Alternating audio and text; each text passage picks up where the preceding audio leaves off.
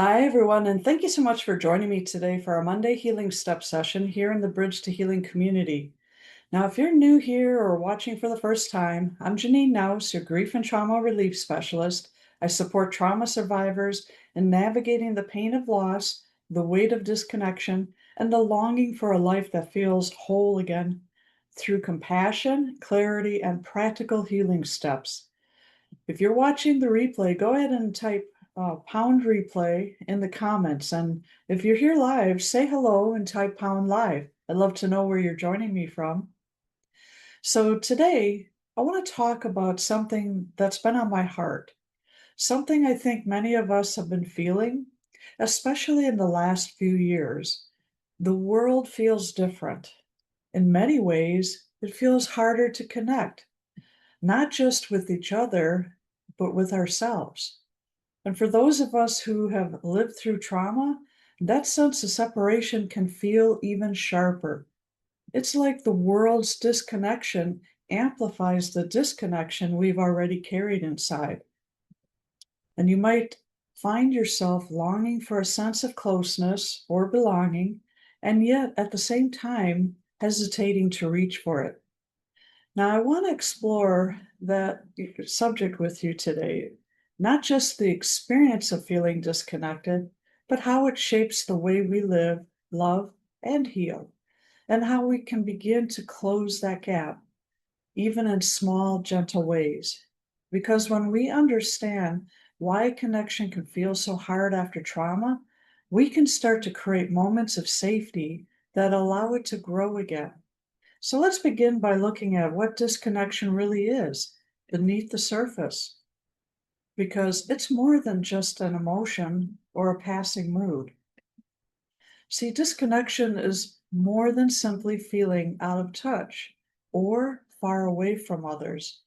It's an energetic state, one that can influence your thoughts, your emotions, and even your body. So think about a time when you were physically in the same room as someone, yet felt miles apart from them. There may have been no argument, no harsh words, no obvious reason, and yet something was missing. And that's because connection isn't just about proximity, it's about an exchange of energy. And when you've experienced trauma, your nervous system often learns to guard that energy. It can pull back to protect you, to keep you from feeling too much. This isn't you being cold or distant. It's a survival mechanism. And the challenge is that over time, that protection can turn into isolation. And you might find it hard to be fully present in relationships. So you might catch yourself and keeping conversations on the surface, or you might even feel disconnected from yourself, your own body, your own needs, your own emotions. And here's the thing: disconnection isn't bad in itself. It's your system's way of saying, I need space to feel safe. But if it becomes your default state, it can quietly rob you of the very experiences that help you heal. So before we talk about reconnection, we first have to understand the forces that create and maintain this disconnection. So have you noticed moments when you pull back, not because you want to, but because something in you says it's safer to keep your guard up? Now, if that resonates, feel free to drop a yes in the comments or simply acknowledge it silently to yourself. That awareness is the first step.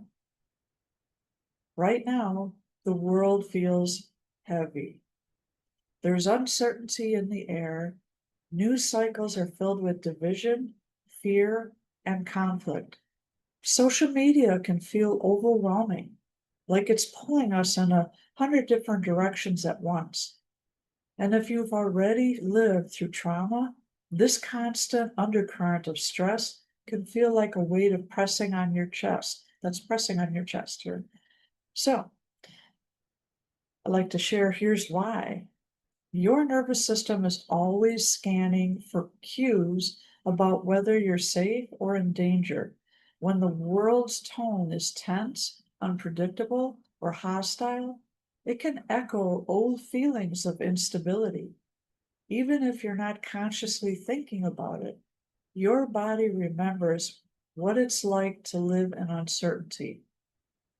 So, what often happens? You retreat. You conserve your energy. You might say, I just can't take any more and right now. And in that moment, pulling back makes sense. It's a way to preserve your capacity. But when this happens over and over, that protective withdrawal can shift from being a temporary pause to becoming your default state. The tricky part is you might not even notice it at first. And you may just feel more tired, less interested in connecting, or more irritable in conversations. You may start declining invitations or avoid certain topics, not because you don't care, but because the emotional cost feels too high. And while this might shield you from immediate overwhelm, it can also keep you from accessing the moments of joy, warmth, and connection that your heart deeply needs. This isn't about blaming yourself, it's about understanding the way today's world interacts with your nervous system. Because when you can see it clearly, you can start making intentional choices that protect your energy and keep you connected in ways that nurture you. In the past month, have you found yourself pulling back from people or experiences you used to enjoy? Not because you wanted to, but because the weight of the world felt like too much. If so, you're not alone. So go ahead and share yes in the comments or just simply acknowledge it privately to yourself. See, sometimes just naming it can begin to loosen its hold. Now, I remember a season in my life when the world outside felt chaotic, politically, socially, even in my local community. It seemed like everywhere I turned, there was tension, conflict, or loss. And because of my history with trauma, it didn't just feel like the news or what was happening out there. It landed in my body like an echo of the instability I had lived through before.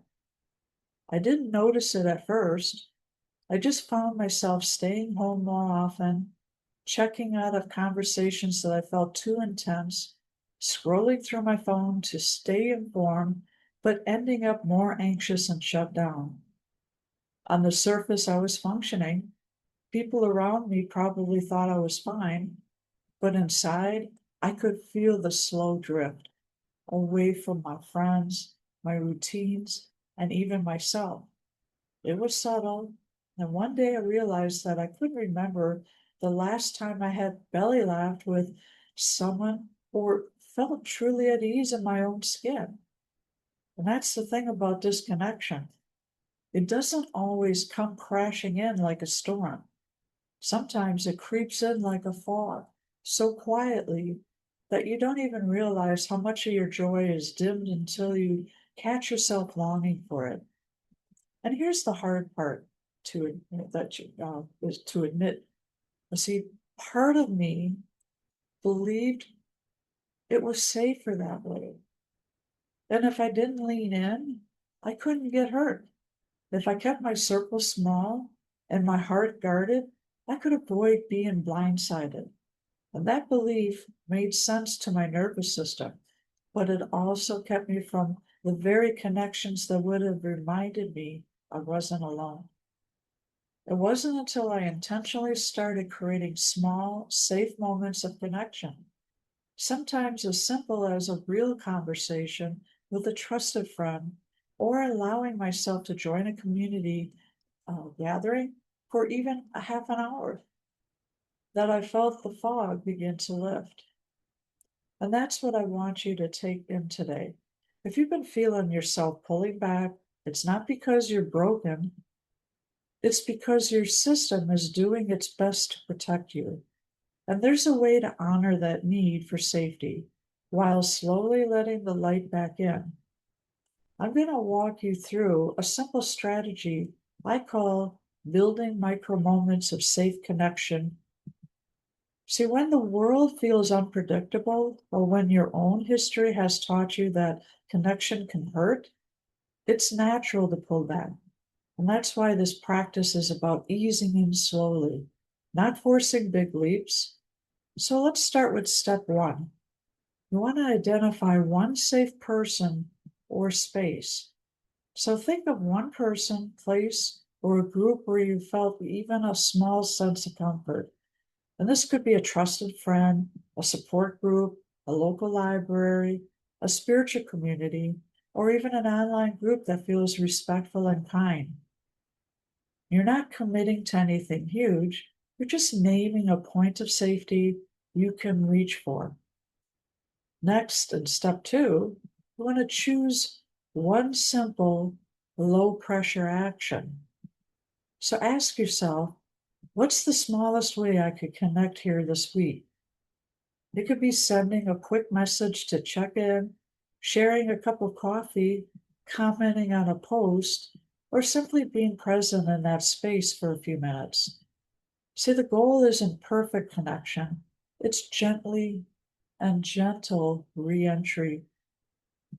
And then step three, anchor the experience in your body. While you're in the moment of connection, pause and notice your breath. Is your chest tight? Is your jaw clenched? See if you can soften one small area.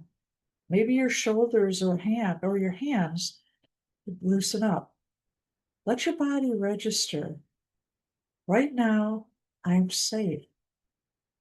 And see if these moments help retrain your nervous system to associate connection with safety rather than danger.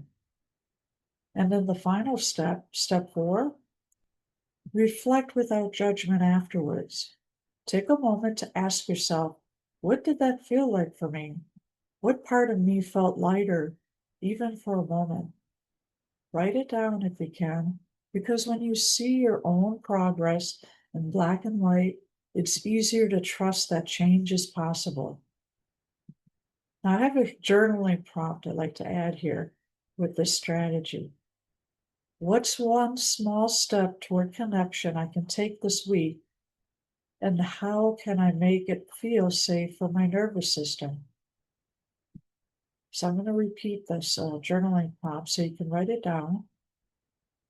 What's one small step toward connection I can take this week?